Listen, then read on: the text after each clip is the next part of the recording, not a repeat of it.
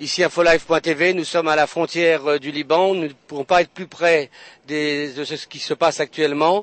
Et M. Bernard-Henri Lévy est en première ligne avec l'équipe d'InfoLive.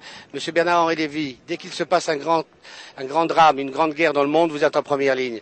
Que ressentez-vous aujourd'hui? Écoutez, je ressens beaucoup de tristesse chaque fois que les hommes se battent. Moi, je suis quelqu'un de pacifique. Je n'aime pas la guerre, je la connais bien et je la déteste. Elle me fait très peur. Et en même temps, j'ai le sentiment qu'Israël mène une guerre juste et inévitable. Je crois qu'il était impossible face à l'existence du Hezbollah, à sa puissance croissante, aux arsenaux qu'il a accumulés là, de l'autre côté des collines.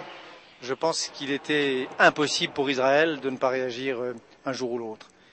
Nous venons d'entendre le départ ou l'arrivée d'un obus. L'ambiance est très très dure. M. Bernard-Henri Lévy, vous êtes un homme de paix. Que faut-il faire pour que cela s'arrête maintenant? Quelle va être la parole que vous avez donnée en France pour qu'en France on comprenne la légitimité de ce combat et que la paix arrive enfin? Écoutez, je crois que, contrairement à ce qu'on pourrait croire, beaucoup de gens veulent la paix aujourd'hui dans cette région. La très grande majorité des Israéliens veulent la paix. Une grande partie des Palestiniens sont prêts à la paix, je crois aussi. Des deux côtés, il y a des hommes et des femmes qui savent qu'il faut faire des compromis, qu'il faut céder sur une part de son rêve pour éviter l'enfer.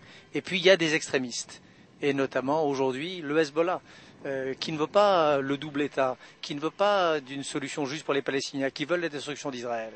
Et tant que le Hezbollah n'aura pas changé, tant que le Hamas sera ce qu'il est, hélas, la paix sera hors d'atteinte. Voilà, c'est ça malheureusement. Alors on n'a jamais été si près de la paix et si loin. Si près, parce qu'encore une fois, très nombreux sont ceux, même dans les pays arabes non palestiniens, l'opinion éclairée, un grand nombre de dirigeants. Voyez la modération avec laquelle ils réagissent à ce conflit.